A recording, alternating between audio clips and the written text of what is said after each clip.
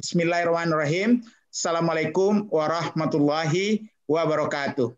Waalaikumsalam warahmatullahi wabarakatuh. Alhamdulillahilladzi hadana li hadza wa ma kunna linahtadiya laula an hadanallah.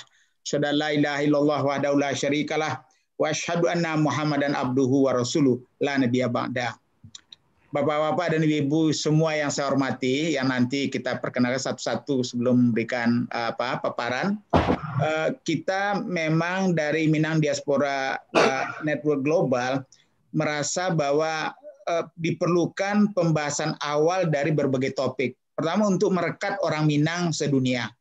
Dengan virtual ini tidak ada alasan untuk tidak bisa ikut, baik di pelosok-pelosok Sumatera Barat, di pelosok-pelosok provinsi lain di Indonesia, di berbagai belahan dunia. Nah, ini Pak Dubes kita, Pak Dubes Yunani, Duta Besar luar biasa berkuasa penuh ya. Beliau itu dengan setia udah berapa kali hadir menjadi narasumber kita tanpa dibebani jarak ya, dan juga Duta Besar kita di Belanda, orang-orang kita di Amerika.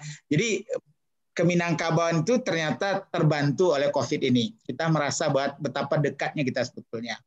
Nah, dari sinilah lahir banyak ide yang tentu selalu dimulai dari brainstorming ya. Pertama bertukar pikiran dulu, bercurah pendapat, saling mengenal siapa orangnya, di mana dia, kemudian apa sudut pandangnya, dan selalu mengerucut kepada apa kira-kira yang bisa difikirkan untuk Sumatera Barat, atau dikerjakan untuk Sumatera Barat, atau dikerjasamakan untuk Sumatera Barat.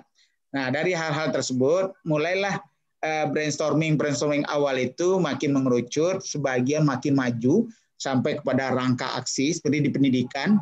Pendidikan sekarang dengan beberapa kali brainstorming, kemudian kita melakukan need assessment terhadap kebutuhan guru di COVID, kita udah menyentuh hampir 10.000 guru dalam 3 bulan. Sekali 2 minggu kita bertemu dengan mereka dengan sangat gigih ingin menambah ilmu lagi, bagaimana agar COVID ini tidak mengganggu cara mereka menjangkau murid.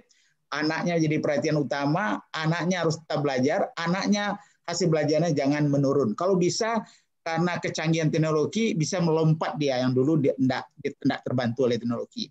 Nah, kita sedang melihat nih di bidang-bidang yang lain, ada beberapa di bidang ekonomi sudah mulai ditindaklanjuti. Nah, salah satu yang menjadi kecemasan dan juga perbincangan dalam beberapa dialog kita sebelumnya, sebetulnya bagaimana investasi di Sumbar. Kita tahu bahwa investasi adalah peluang untuk terjadinya peluang tenaga kerja, pekerjaan, jadi menyerap tenaga kerja, mengurangi pengangguran, meningkatkan produktivitas, apalagi juga kalau diatur dengan baik, meningkatkan pemerataan, dan sehingga kita tidak lagi meminta kepada luar badan, jadi orang Sumbar memproduksi sendiri dengan investasi yang memadai, mencukupi kebutuhannya dalam semua bidang, mengekspor kalau perlu, seperti ekspor beras dan bahan pangan lain yang kita ekspor ke berbagai negara tetangga, provinsi tetangga, tapi juga menggunakan kemajuan teknologi sehingga investasi yang makin canggih ini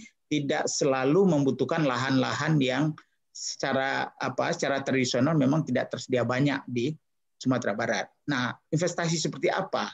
Untuk bidang-bidang apa? Apa potensi kita?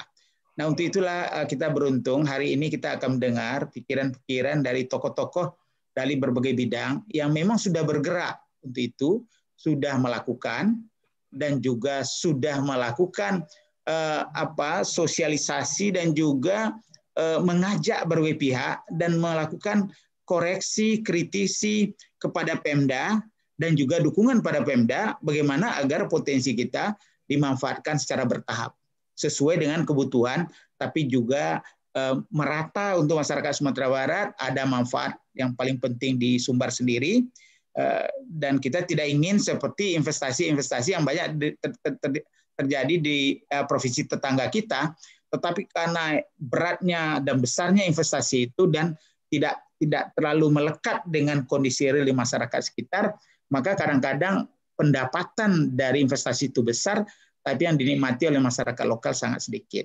Nah, itu kan sangat bertentangan dengan filosofi orang Minang. Ya kan, kalau orang Minang, kalau sekete sama dibagi, kalau banyak sama dimakan gitu ya. Nah, jadi pemerataan menjadi penting. Nah, karena itu kita merasa perlu mengangkat ini mudah-mudahan nanti menggelinding. Hari ini kita, Pak Supramo, kita melihat energi ini menjadi sangat vital. Kalau nanti Bapak dan teman-teman yang bergerak di bidang energi dan Pemda, apalagi ada desainator kita Pak Alirman, kalau perlu nanti kita akan detailkan benar apa sih energi ini dan dalam bentuk apa, mana yang energi terbarukan, mana yang masih mungkin yang lama dan seterusnya. Karena kalau batu bara tambang dalam itu bisa keluar lagi dari Sawalunto, apakah akan membantu? Nah itu udah mungkin di hilirnya nanti sesudah ini kita lakukan.